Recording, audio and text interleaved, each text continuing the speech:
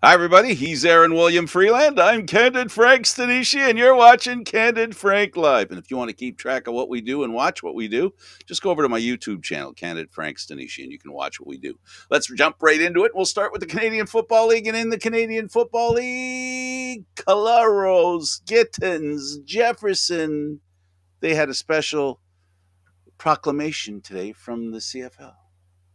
Yes, Colaros, Gittins, and Jefferson were all named the CFL's top performers for Week 14. That would be Winnipeg quarterback Zach Colaros, Toronto receiver Curly Gittins Jr., and Blue Bombers defensive lineman Willie Jefferson. Colaros threw for 272 yards and 4 touchdown passes with an 84% completion ratio. Gittins had 8 receptions for 161 yards and a touchdown as Toronto beat Ottawa 24-19. And Jefferson had 3 tackles, 2 sacks, and a forced fumble in Winnipeg's win. So, boom. Perfect. And for you folks that are planning on placing any bets, Aaron's going to help you out with knowing who's injured so you don't know who isn't injured. Lines and stamps, Aaron. All right, so let's take a look at what we've got here. Danielle Amoako was limited on Tuesday, but full practice today. Trey Odoms-Dukes was a full practicer today. Dimitri Royer was limited in his time, as was Brandon Dozier for the Stampeders. On the flip side of the coin, Delvin Breaux Sr. did not practice. He has a rib injury for the BC Lions. Suk Chung also did not practice. TJ Lee didn't practice. And Michael O'Connor was limited. So keep those players in mind if you're building your fantasy pool. It's definitely important. Moving on from there, the Riders and the Elks, Williams and Fajardo are questionable for Friday's game. As it currently stands, Jordan Reeves is back. He was a healthy scratch last game, but he is back full practicing again. We're also looking at Kai Loxley, who was limited, and Mark McLaren did not practice for the Edmonton Elk. Demarcus Christmas and Dan Clark were both limited for the Saskatchewan Roughriders. Cody Fajardo, Logan Furland, Justin Herdman-Reed, Anthony Lanier, Nelson Locombo, Taron Vaughn, and Duke Williams all did not practice. So that's limiting your choices on that side. Yeah, but as far as Christmas is concerned, we don't expect him till Christmas anyway, till December. He's got a few months. You got a few months, but you get better. So the Lions need a little help, and so because of that, they signed 3. Yeah, so they signed American receivers T.J. Robbing, Fabian Guerra, and Nakeem Johnson to their practice rosters. This is in anticipation of bringing them up to speed. Robbing returns to the Lions after he spent most of the 2021 season on their practice squad. He saw a little action at the tail end of the season against Edmonton last year. Guerra signed with the Montreal Alouettes in 2020, but didn't end up playing with them due to COVID-19. He played a little bit in the AFL, becoming the AFL co-rookie of the year with the Columbus Destroyers. And Johnson transferred from Syracuse to Kent State for his final year in 2021. So he was to sign a free agency. So the Elks are trying to change a bit of their fortune, signing a wide receiver. Yes, they picked up Lucky Jackson and released Nick Coey. Jackson spent 4 seasons at Western Kentucky, where he had a lot of records with them. He was one of the best wideouts in school history. In 51 games with the Hilltoppers, he had 209 catches for 2,680 yards and 13 touchdowns. Now, Nick Coey appeared in 2 games with the Green and Gold this season, but he's currently not an eligible option for them. Their defense is unfortunately weak, and I guess they felt he needed to go. The Elks weren't done there yet. Nope, sorry, missed that one. They also brought back defensive back Ethan McConzo, as well as Malik Harris and Tony Jones. So they're looking to shore up their linebackers and linemen. Harris most recently was with the Massachusetts Pirates of the IFL, as well as with the Houston Gamblers of the USFL back in 2022. The Stampeders did something too. Yes, they released Cedric Ware. He was a running back and he was with their practice roster. He joined them in 2021 and was re-added to the practice roster last month after being reactivated from the retired list, but didn't see any game action. WNBA? Aja Wilson, Chelsea Gray, and the Las Vegas Aces are now up 2-0 over the Connecticut Sun. They actually managed to win 85-71. on Game 2 on Tuesday in front of 10,211 fans. So they're now up 2-0 in the best of 5 finals right now. Interesting statistic. Since the WNBA moved to best of 5 finals, every team that has gone up 2-0 has swept its way to a title. Olympics Canada announces a retirement. So this is one that's been a while coming. Chloe Dufour-Lapointe has announced that she is going to be retiring. She's 30 years old. She was the first female Canadian freestyle skier to complete at 4 Olympics, with the Beijing Games in February being her last. She originally started in 2010 at the Vancouver Olympics as an 18-year-old. She has a Crystal Globe from 2016 and 27 World Cup podium finishes with 2 wins. So I'm glad that she's had as much success as she had. We wish her all the best. I really am disappointed that the Oakland team is not battling for a wild card, because I just can't imagine how wonderful a wild card group of the Blues, the Jays, the Rays, and the A's. Can you imagine that? Never mind. Okay, so the Jays and the Rays played. They split a doubleheader yesterday. No, that was actually a lot of fun to see. Springer finally broke his slump. I think he'd had a home run in 70-odd games. It was a good chunk of the season, but he finally managed to crack it open with a 2-run shot. Also, that game produced one of the most memorable highlights I think I've seen in a while, with Alejandro Kirk chugging around from first to home. I don't know if you've seen the footage there, Frank, but it's adorable. I bet it is. Well, the Vancouver Canucks former player, jury finds former Canucks Jake Virtanen not guilty of sexual assault. Yeah, so this is a case that came out. It was from 2017. There were allegations that were raised and charges that were brought. Back in May 2021, Vancouver started their investigation after the 23-year-old filed a complaint. She was 18 years old at the time of the alleged incident, which happened in September 2017. Now, the jury debated, and they declared that he was not guilty, which is different than declaring someone innocent. Basically, it means that while there may have been evidence that he did actually do this, there was not actually enough evidence to fully convict him at the time. So, well, being not guilty means he is innocent. You not can't read necessarily, into it. because it's beyond a shadow of a doubt, Frank. Remember that. Well, as you're fond of telling me. Well, wait, hang on a second. You're telling me that a not guilty verdict doesn't mean they're innocent? No, it doesn't. It just means that there was not enough there. Does a guilty verdict mean they're not innocent? Come on now, Frank. You had to think about it. No, I'm just not putting any energy into thinking about it. It's semantics. The point is, she had her day in court. He had his day in court. Whether he's guilty or not, he's stained for life, because that's what happens when a person's accused of something. They're automatically in a position where they're found guilty by people in general because of the accusation. So anyway, he was found not guilty, which means he doesn't go to jail. He doesn't pay any price, and that's where it ends up for now. And hopefully he didn't get away with one. But as far as the legal system's concerned, he didn't do anything that required them to punish him in any way. So exactly. The Oilers and the Flames playing in the KHL, and as a result, well, that's another. That's punishment. By punishment, I don't mean society. Society's going to punish people regardless of right or wrong, or let people get away with stuff, whether it's right or wrong. And all I know is that. All I know is nothing on this issue. I wasn't there. I don't know. I just can go by what the court says, and that's it. That's all I got. Okay, the Oilers and Flames report. Tell us about it.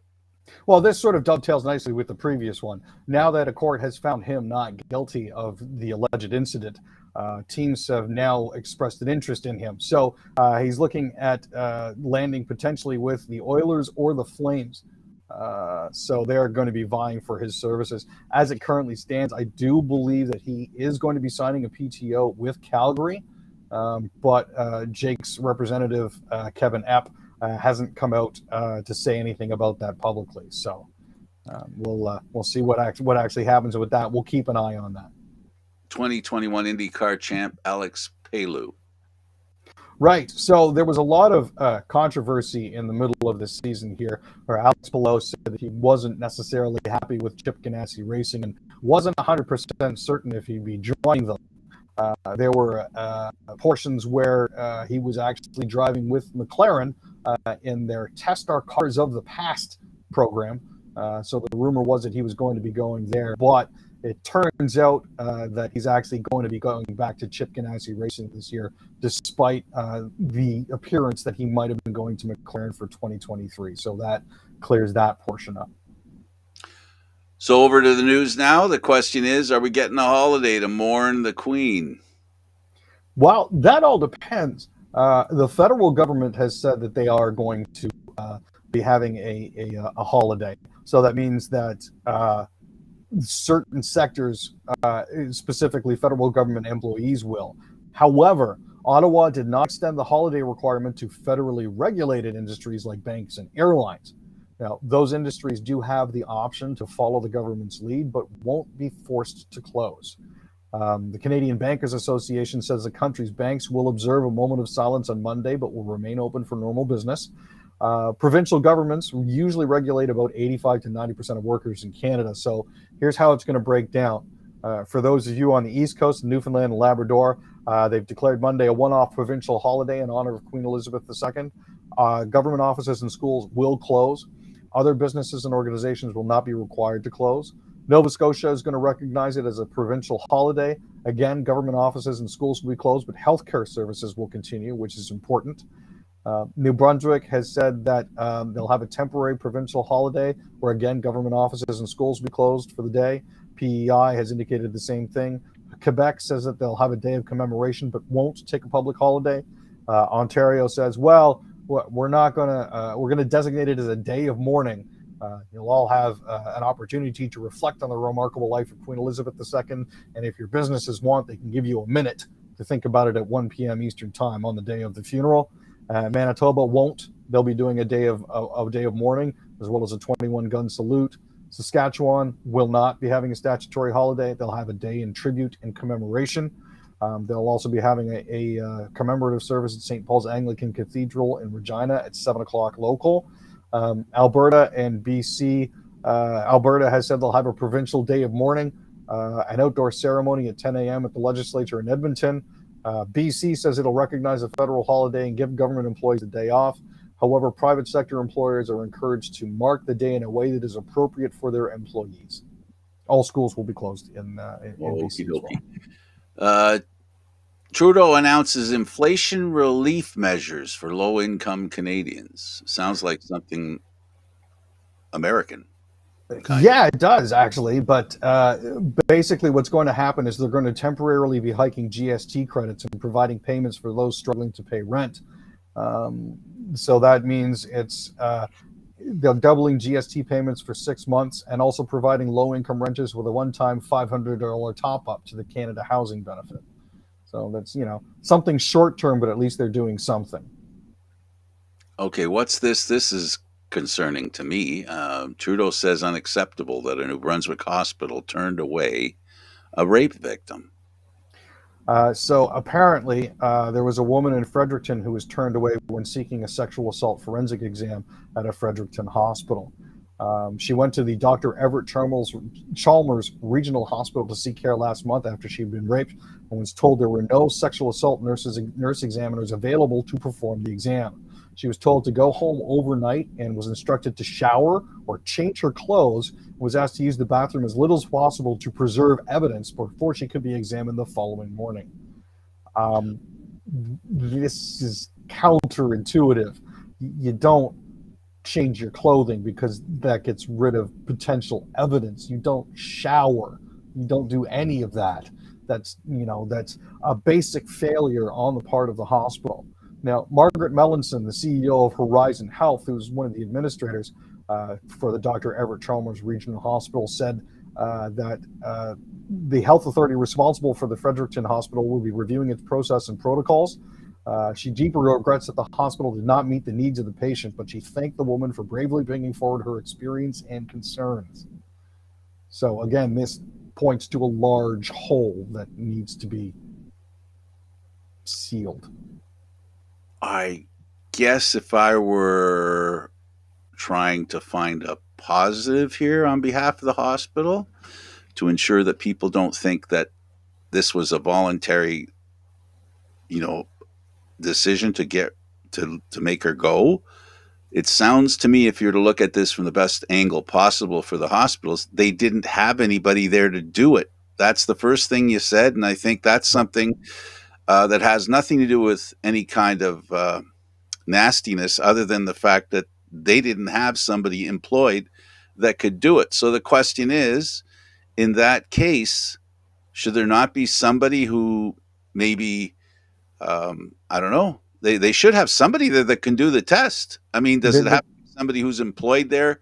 You know, you I, know, I, I think they get specialized training for that sort of thing. right? And as we've discussed in the past, especially in the past couple of weeks, New Brunswick in particular has been really hard hit by this latest wave. There have been a lot of emergency room closures. There have been a lot of staffing issues, particularly in the Fredericton area. So while it's not surprising, there should have been a contingency plan in place to look after this individual. I'm, I'm, you know what? I'm at a loss for words. Just, Yeah. I mean, I don't know. It's not. I guess it's not like training. Well, anyway, I'm taken aback by it that a woman who is raped, probably going to have, she's in the midst of probably, Aaron, one of her most traumatic moments she'll ever have in her life. This is probably, I'm not a woman, and I've never been raped, but I can't imagine how intrusive it isn't in your life. I mean, this is a sad story. I hope she's been taken care of ASAP. I hope they find the person that did it. And I hope New Brunswick figures out their healthcare system. This is, like you said, it's not the first time we've heard them buckling a little bit under the pressure of the pandemic. And this is something we've talked about now. It's been for years. We've been talking about it for years. That the whole reason why I feel I need to do everything I can and put some trust in our healthcare system, in other words, vaccines and such, is so that we have less pressure on hospitals. This is an example of the pressure on hospitals creates victims that aren't to do with the pandemic. And that's the concern that I've always had from the very beginning. And I know you have too, but I don't want to put words in your mouth. No, and again, this is something that was actually initially reported on Monday, actually Tuesday at 2 a.m. by CBC. Following up on that, and it's Oh. yeah. Again, she was told that there were no trained nurses available, and again, that points to staffing issues and other issues within the And hospital training. infrastructure And itself, as opposed to training. malice. Yeah, and a And huge training training. gap. Yeah, And training. Yeah, no, it seems like, that they I don't know how involved the training is. I'm sure it's very involved because it has to do with, the courts, right? What they do, the courts will rely on, well, the police will rely on behalf of the courts to ensure that justice is served. Okay, in Quebec, the Quebec election, something special going on there? yeah. In the usual shenanigans, we finally got into day 17 of the Quebec campaign, and Éric Duhaime of the Conservative Party of Quebec says, those unpaid taxes that I have on a property in Quebec City are really my friend's fault, not mine. So he's a little bit on the back foot as it happens. Yeah, absolutely.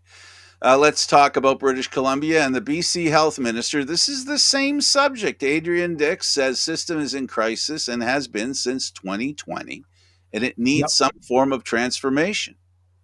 Yeah, and the issue that they're facing is the number of people that need a family doctor has grown from 340,000 people in 2003 to almost a million in 2017, and they can't get doctors in fast enough. They've added 38,000 new staff since he became health minister in 2017, but they still haven't managed to keep up. Absolutely. And now we have Senator Graham, who's in deep doo doo in Georgia, and he's South Carolina's senator, but he got involved in Georgia, and now he stands up and he proclaims, after the GOP has said up and down every avenue of GOPville, that the states should determine about abortion. And now he has decided to come out and say we should have a national abortion law. Yeah, so he actually introduced this bill yesterday, which would prohibit the procedure after 15 weeks of pregnancy, with rare exceptions. And the issue is, yeah, that's not actually going to work for a lot of people. If you want even higher voting numbers and you want to retire early, Lindsay, this is exactly what you keep doing. I don't know, but I think I've heard that President Biden sent a box of chocolates to him as a thank you, because this was a tough date. Can you imagine? This was on one side of the equation, you got this guy doing this, helping the president. Then the president got those numbers today that have to do with stocks that have been and the economy kind of took a big hit. The report came in today and it was in a bit of a problem. And on the other hand, Graham rides into the rescue. I wonder if he's doing it on purpose because maybe they're going to. This is what I'm waiting for the GOP to do some stuff and say, maybe it's better we lose this time and then we hang it on the orange guy. And then that way he can disappear and then we can move on. Because I Yeah, and really just give think, us 4 years for a reset. I really think that at some point, you know, it's not as effective. What Trump has done isn't as effective as the abortion thing, but it is effective. Aaron, thanks for doing this. I appreciate it. Thank you, Frank, for having He's me. Aaron. He's Aaron William Freeland. I'm Frank Stanisci. Thank you for watching Candid Frank Live. We'll see you again next time. Check out our show on the YouTube channel, Candid Frank Live. Thanks for watching, everybody. Bye.